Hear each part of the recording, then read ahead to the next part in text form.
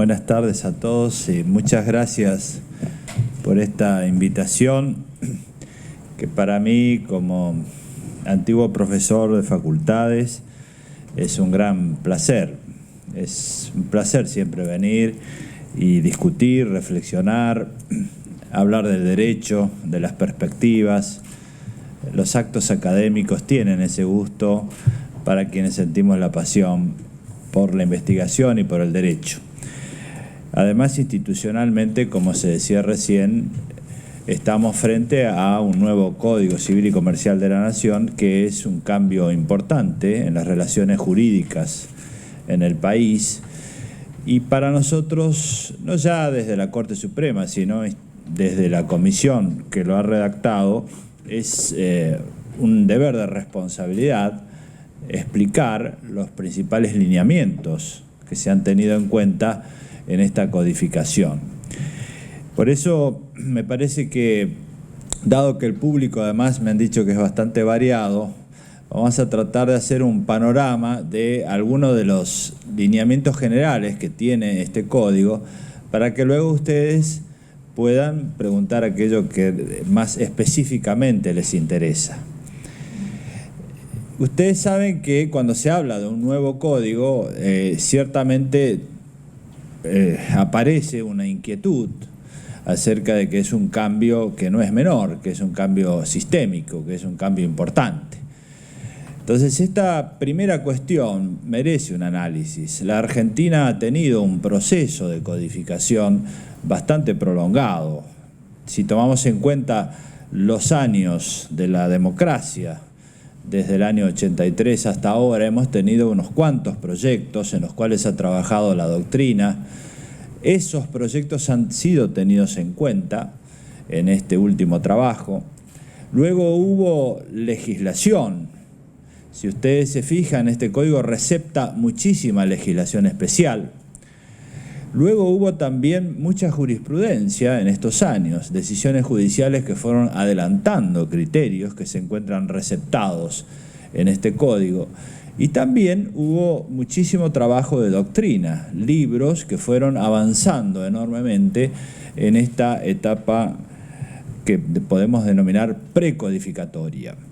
Luego de muchos fracasos, porque siempre los argentinos tenemos esta cuestión de los triunfos individuales y fracasos colectivos, hemos logrado ciertamente tener una sanción de una obra colectiva. Y lo primero que corresponde decir es que no hay grandes novedades que puedan generar inquietudes en el plano de las reglas, justamente por lo que he dicho, es decir, es un código que tiene una base académica en la cual se ha tenido en consideración casi todo lo que se ha escrito, lo que se ha legislado y lo que se ha fallado en los tribunales del país. De manera que cuando ustedes analizan detenidamente este código en las reglas, es decir, en cada uno de sus artículos, lo que van a encontrar son temas ya trabajados, ya conocidos, y en los cuales se ha tomado decisión acerca de alguna de las 2 o 3 opciones legislativas que había en cada uno de estos aspectos. Pero no ha habido una copia de un código extranjero, como ocurrió en otras épocas de la historia argentina. Es decir, se puede decir, vamos a incorporar el código de Quebec o el código italiano, desconocido para el pueblo argentino o para la práctica abogadil o universitaria. Por el contrario, acá lo que se ha hecho es continuar con todo un trabajo previo que es ampliamente conocido, y por eso creemos que esto tiene un efecto tranquilizador que se ha visto, porque hasta ahora en el periodo de aplicación no han existido demasiados problemas, sino más bien se ha ido aplicando concretamente en casi todo el país y en casi todos los temas. Ahora, ¿qué es lo que cambia realmente este código? Nosotros nos parece que los temas más importantes no están en cada una de las reglas específicas, sino en el modo en que éstas se organizan y sobre todo en las concepciones que hay detrás de cada uno de los temas en los cuales se ha legislado, donde sí hay cambios sustantivos y que creo que en las escuelas de derecho es donde hay que trabajar estos temas.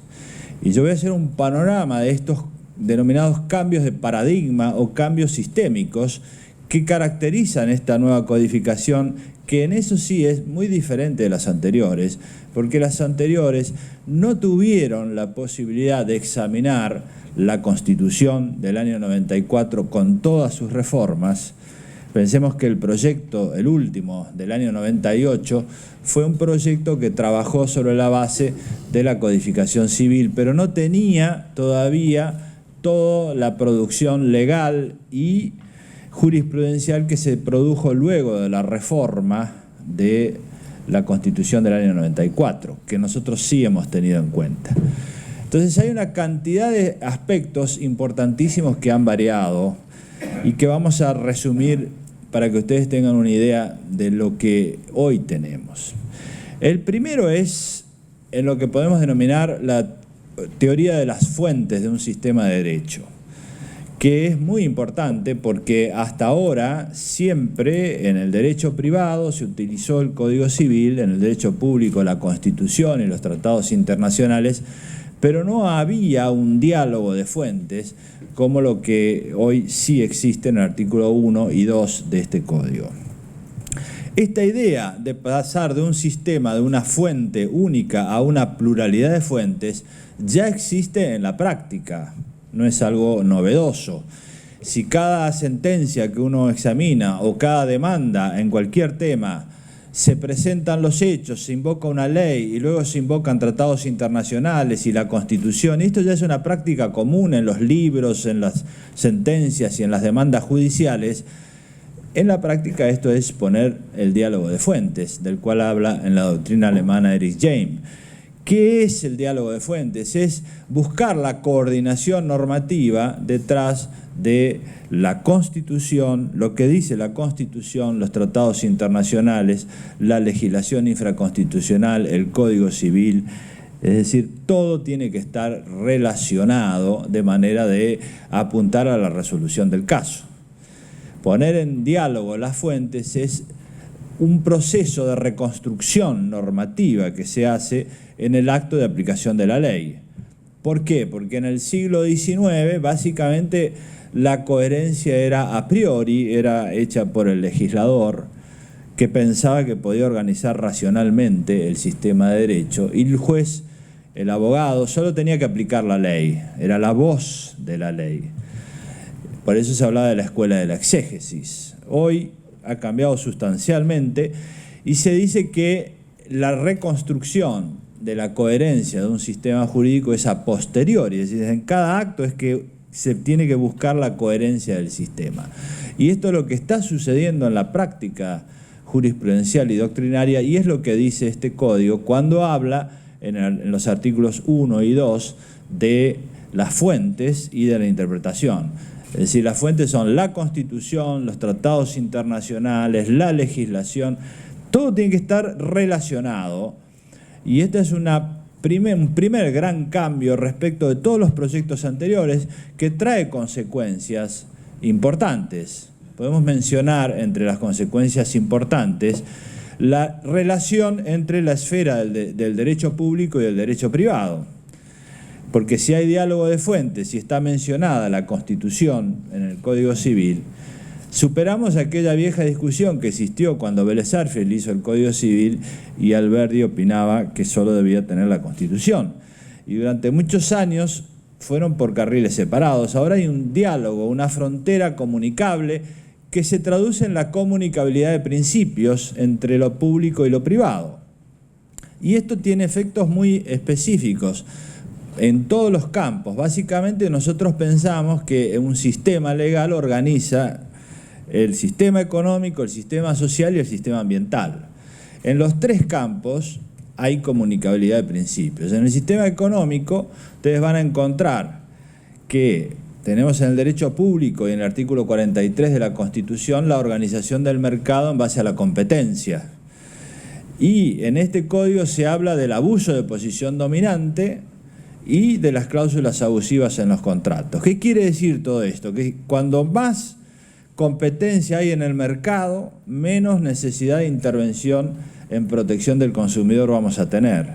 Cuanto más concentración hay en el mercado, más intervención en los contratos de consumo. ¿Por qué? porque la intervención se da cuando se produce una situación abusiva, es decir, tómelo o déjelo.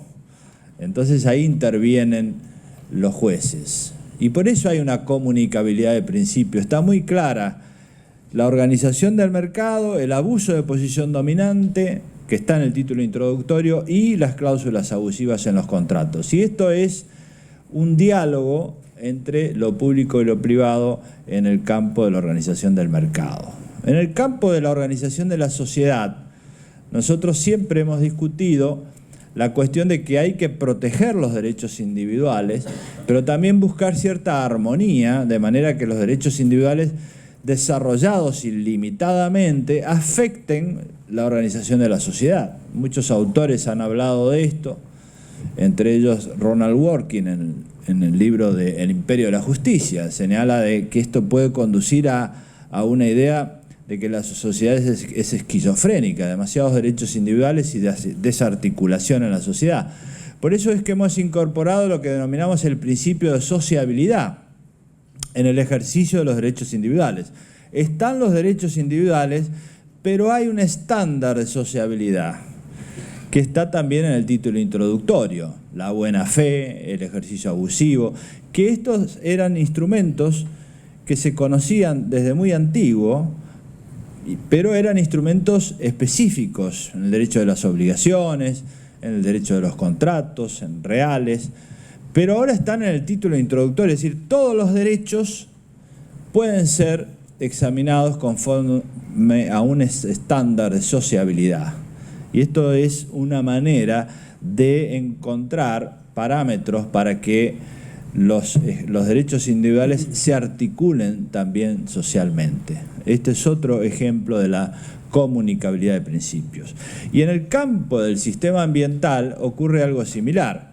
Nosotros tenemos reconocido el derecho de propiedad, el derecho de dominio, todo lo que es clásico en los derechos reales, pero también en el artículo 240 y 241 se dice que hay que ejercerlo de modo que no se afecte la sustentabilidad, la flora, la fauna, la biodiversidad, el agua. Es decir, también acá hay una comunicabilidad. Se puede ejercer el derecho de propiedad, pero hay un balance que hacer con la protección del ambiente, que también está en la Constitución, en el artículo 43, y en la Ley General del Ambiente. Es decir, tenemos coherencia hoy entre lo que dice un código y lo que dice la esfera del derecho privado y la esfera del derecho público. Y lo mismo en el consumo. Nosotros tenemos regulado el consumo, pero el código habla del consumo sustentable. Y esto es un fenómeno extraordinariamente importante en nuestros días, en los cuales se ha generado una economía post-consumo. Por ejemplo, todo el tema de la basura, el desperdicio, todo esto que es tan importante en la economía actual y en materia ambiental tiene un enorme impacto. Bueno, nosotros incorporamos la idea del consumo sustentable, no solo la producción, sino el consumo. Es decir, hay una clara comunicabilidad de principios entre lo público y lo privado, y esto es la base de la organización del sistema de este código. Poner en coherencia la Constitución con el derecho privado. Muchos analizan este código diciendo es un código de jueces porque tiene muchas cláusulas generales. Este es el segundo tema que me parece que no puede ser enfocado como una disputa entre jueces, legisladores, abogados, abogadas, sino desde el punto de vista de la teoría de las normas y de la codificación del siglo XXI. Acá no es el problema de si es el legislador el que gana o si son los jueces. El problema es cómo se organiza un código en el siglo XXI.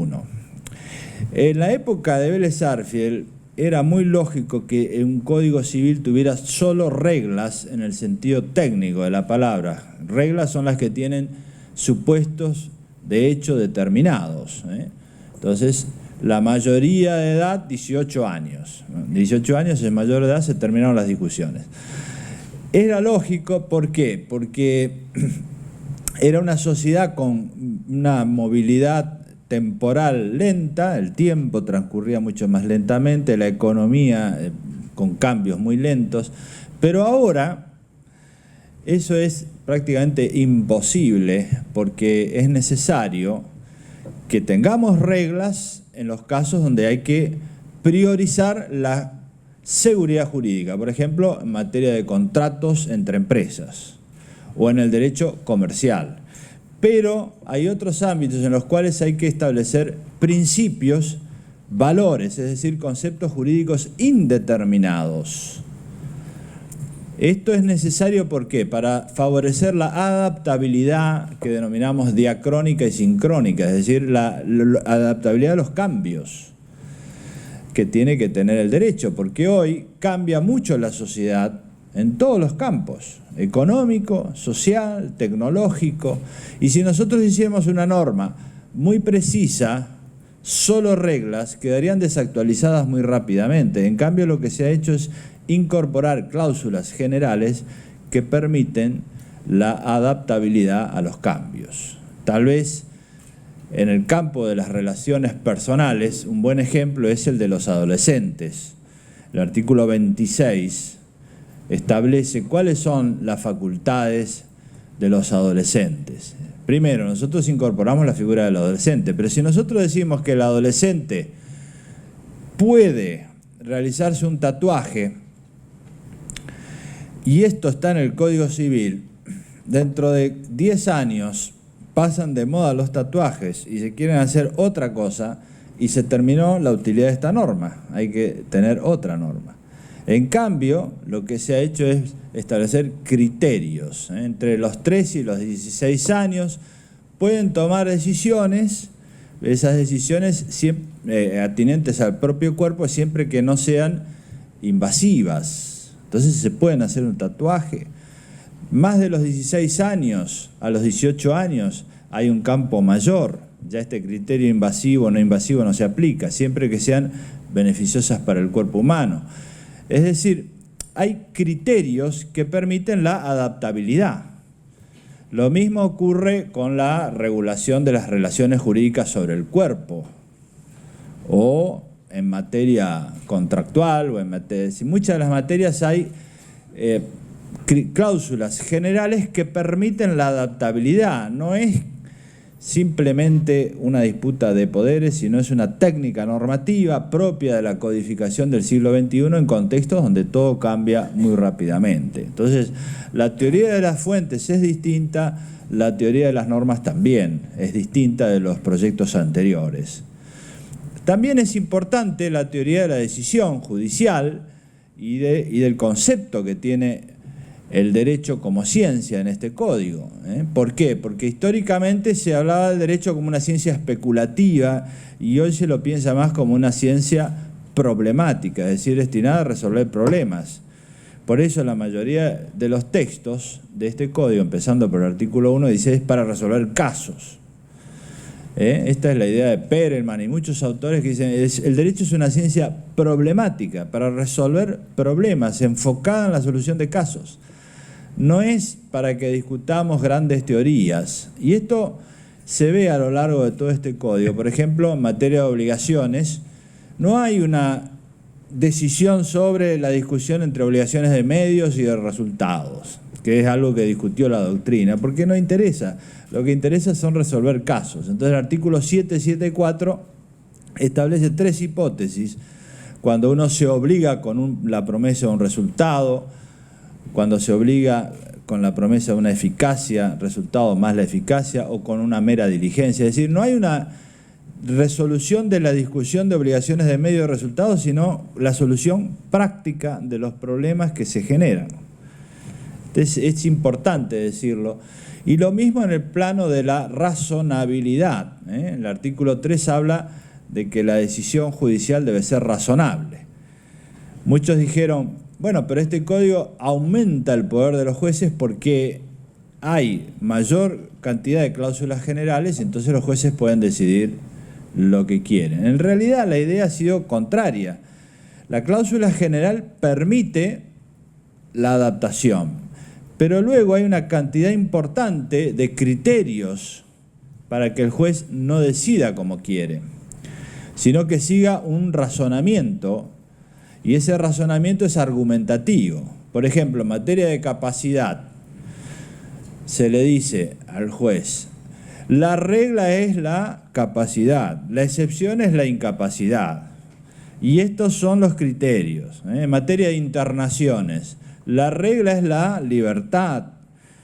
Para internar usted tiene que seguir este procedimiento, son estos pasos. Es decir, hay muchos casos en los cuales la cláusula general está complementada con pasos de razonamiento guiado para que la discrecionalidad judicial no sea abierta, sino controlable, y por eso se exige en el artículo 3 que la decisión sea razonable.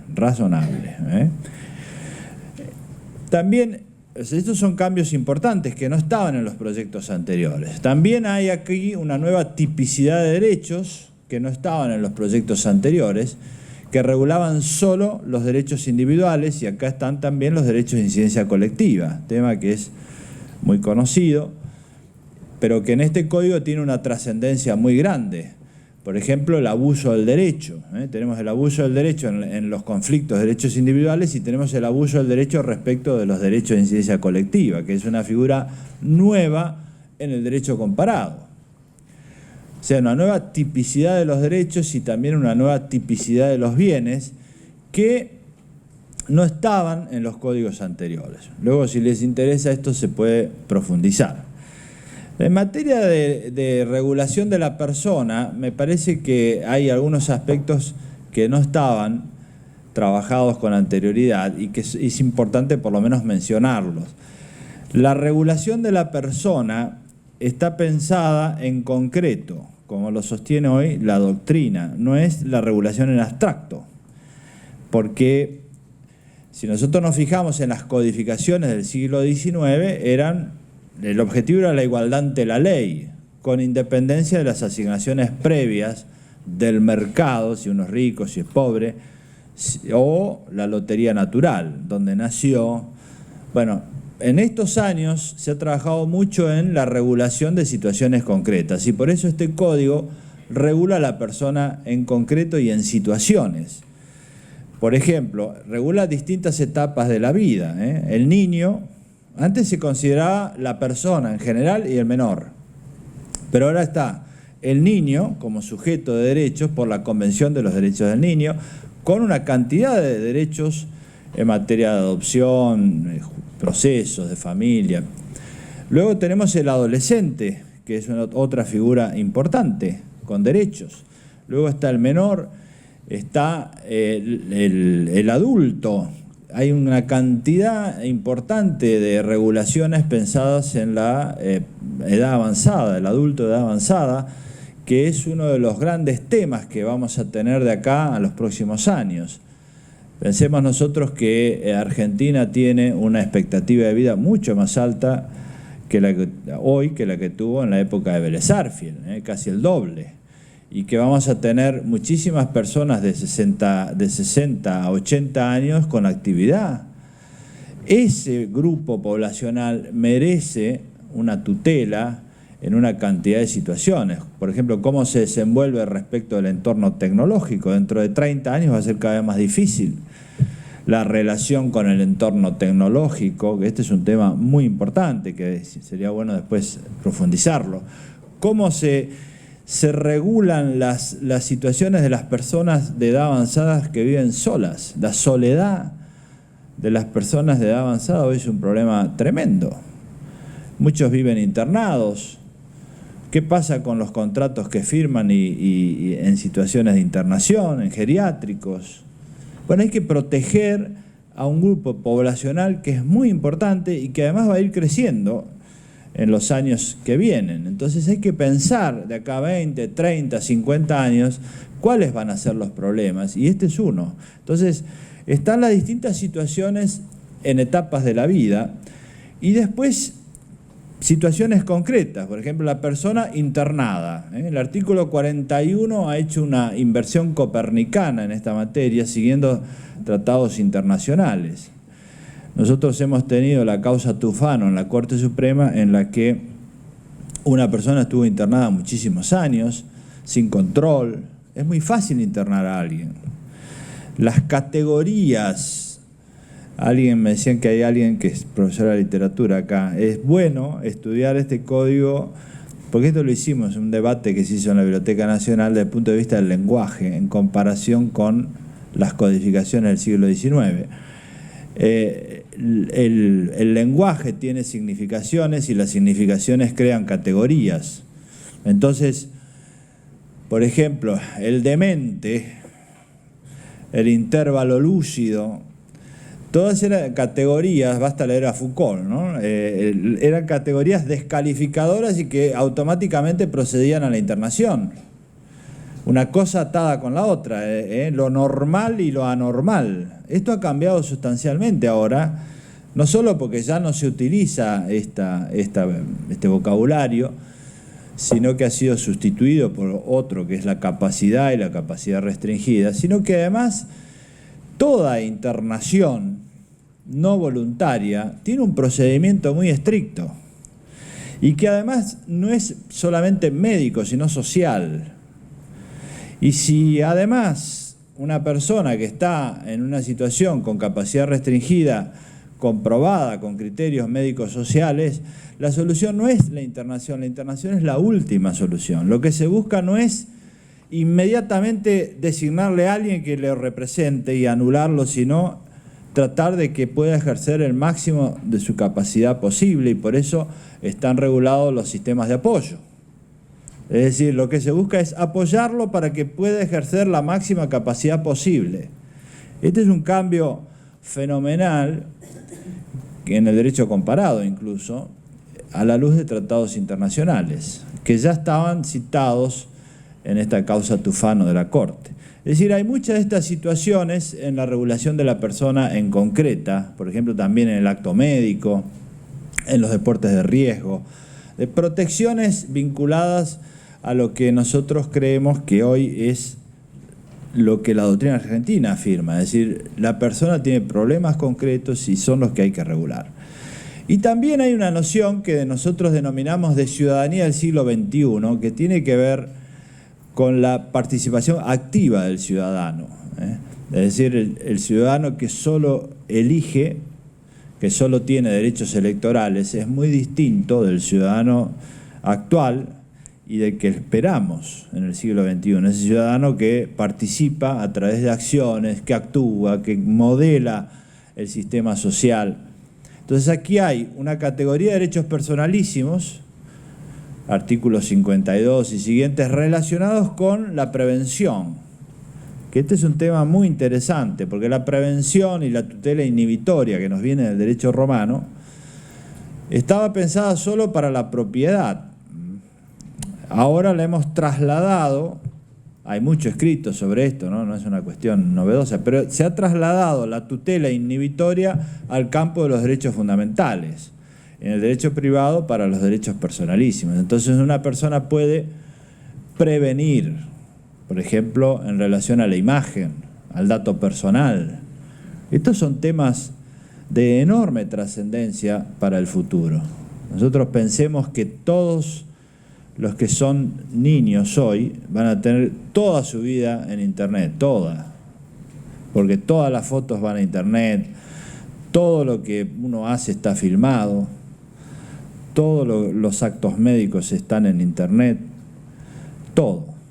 Entonces, un niño que tenga dentro de 40 años cualquier problema, va a vivir en un entorno similar al que describieron algunos de los grandes autores de la literatura, como por ejemplo Orwell o Huxley, ¿no? Un mundo muy controlado. Entonces, ahí es donde se va a ver la ciudadanía, ¿no? A uno le pueden llegar a decir, mire, yo a usted no le doy trabajo porque en su código genético surge que va a tener depresión dentro de 5 años, o va a pagar más caro el seguro por un dato médico. Es decir, una base de datos es muy sencilla de armar hoy ya, y dentro de 20, 30, 50 años va a ser un tema. Es decir, estos temas, que además exceden mucho la capacidad del Estado de controlarlos, van a estar en manos de la ciudadanía. Entonces, potenciar acciones para que los ciudadanos del siglo XXI sean activos, es otra de las ideas que está atrás de esto, articulando bien el sistema de los derechos personalísimos con la prevención en materia de responsabilidad civil y con toda la jurisprudencia que hay hoy en la Argentina sobre los derechos fundamentales y su aplicación inmediata en las relaciones privadas. ¿Sí? Esto es un sistema coherente. En materia de familia, es tal vez el tema que más se ha hablado y el que menos necesita explicación hoy. Simplemente, ¿por qué se hizo este cambio que es muy diferente de todos los proyectos anteriores? ¿Por qué? Porque nosotros hemos discutido muchísimo cuál es el criterio. Acá hay dos criterios en materia de familia. El legislador puede legislar teniendo en miras un modelo ejemplar. Y esta es la tradición. Por ejemplo, Vélez Sarsfield, como era lógico en su época, pensó en el modelo familiar religioso. Hombre, mujer casados con 2 hijos y casados civilmente y por la vía religiosa. Lo cual era muy respetable y sigue siéndolo.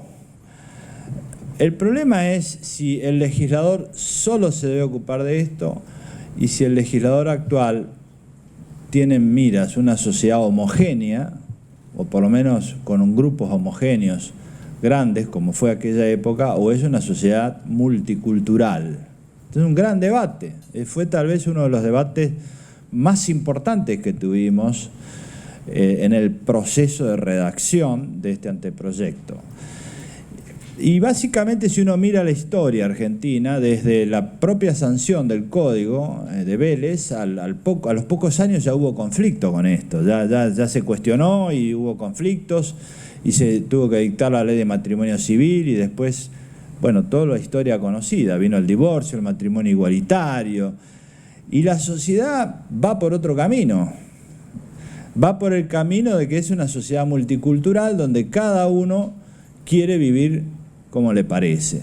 Entonces, acá también hay que decidirse y pensar. Los argentinos somos libres de organizar nuestra vida o dependemos de lo que le va a decir el legislador. La opción fue adoptar una posición que no sea ejemplificadora, que no sea una imposición, porque para eso está la persuasión.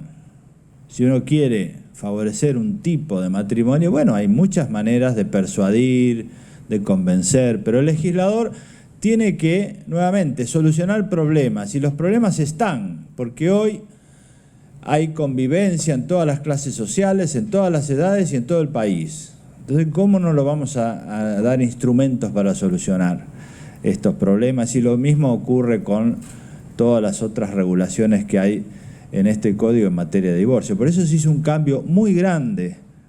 Este es otro cambio, digamos, casi de paradigma, porque hasta el año 98, el proyecto del 98 seguía con la línea del modelo ejemplar. Y nosotros adoptamos otro, que es poner a disposición de la ciudadanía distintas opciones y que cada uno las elija, pensando que son personas adultas y que cada uno puede decidir lo que quiera sin pedir permiso. Y el derecho no tiene por qué juzgarlo. No son conductas ilícitas, sino son opciones de vida. Esta es la idea. Después tenemos un montón de disposiciones relativas al campo patrimonial, que yo no me quiero extender demasiado porque ya estoy en el límite, pero son importantes. Pensemos que hay en este código, que es civil y comercial, y acá hay una aclaración que hacer. Los códigos hoy no son solo códigos de especialidades. Nosotros tenemos que pensar distinto. En la época de Vélez se pensaba más en términos de especialidades. Hoy es difícil que uno sea solo civilista. No puede ser solo civilista. Tiene que saber de derecho constitucional, si va a haber diálogo de fuentes. Tiene que saber, y en este código, los códigos del siglo XXI son códigos que organizan los sistemas, la relación entre los microsistemas, el sistema y la Constitución. Entonces, en este código lo van a aplicar toda la sociedad, pero además en las especialidades ustedes van a ver que hay procesalistas interesados porque hay procesos de familia, está el arbitraje, hay normas procesales de inversión de la carga de la prueba.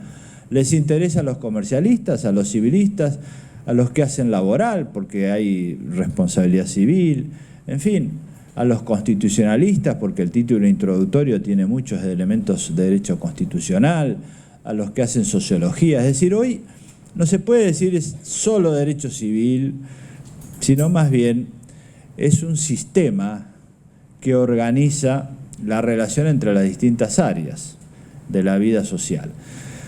Nosotros en el derecho comercial se han tomado muchísimas disposiciones que tienen que ver con lo que ya se hacía, por ejemplo el contrato de franquicia, que ya se practicaba, pero que ahora está regulado, o la agencia, las relaciones de los vínculos asociativos han pasado de una ley especial a estar en el centro del código.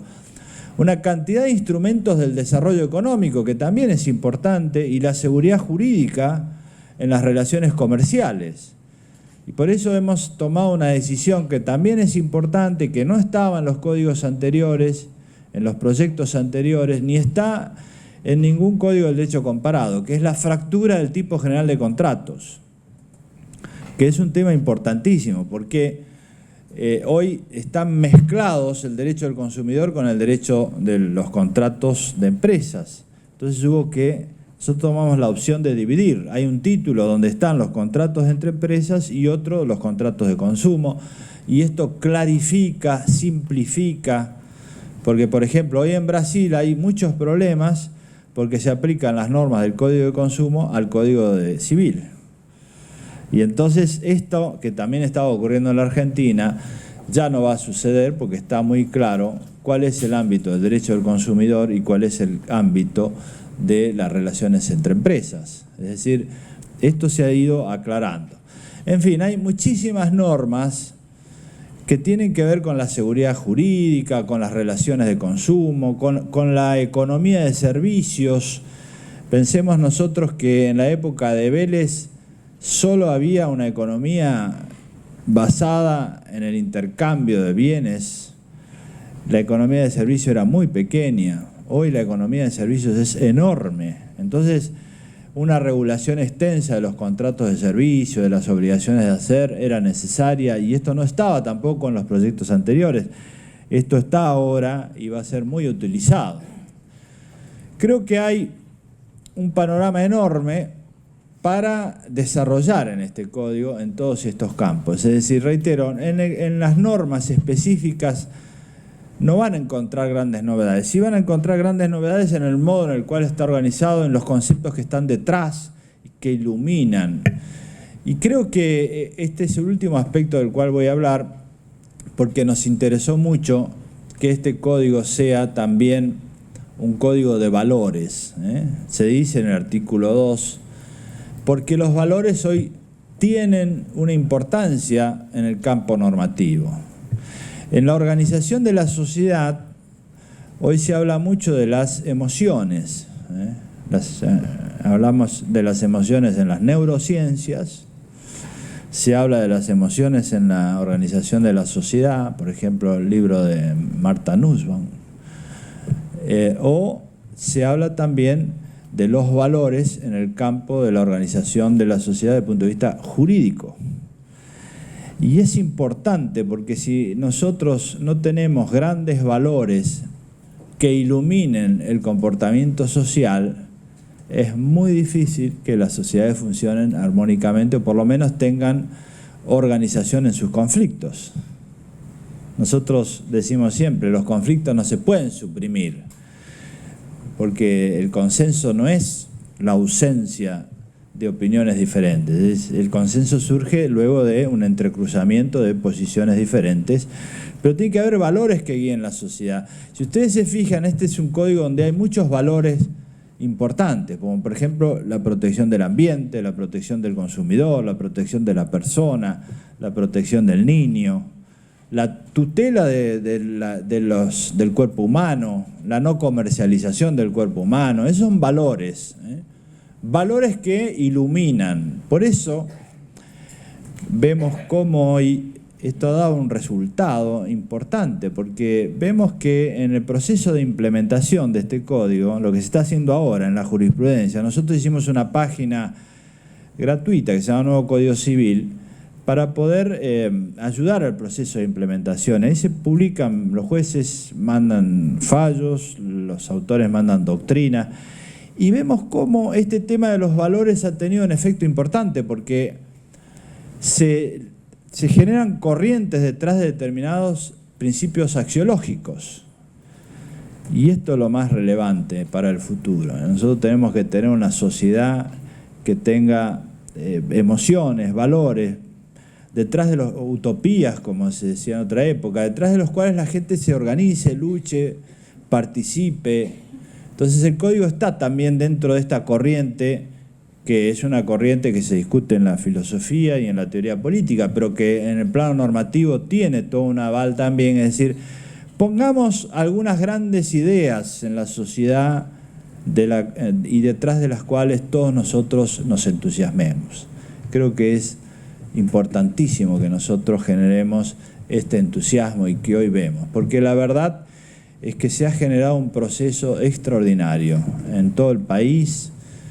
Nosotros que hemos vivido los fracasos de los proyectos anteriores, hoy estamos realmente entusiasmados porque vemos que en todo el país hay cursos, hay actividades, hay sentencias, hay debates, hay libros, hay una participación en un debate cultural. Mover a la sociedad en un debate cultural donde haya crítica, donde haya discusión, donde haya participación, eso es extraordinario.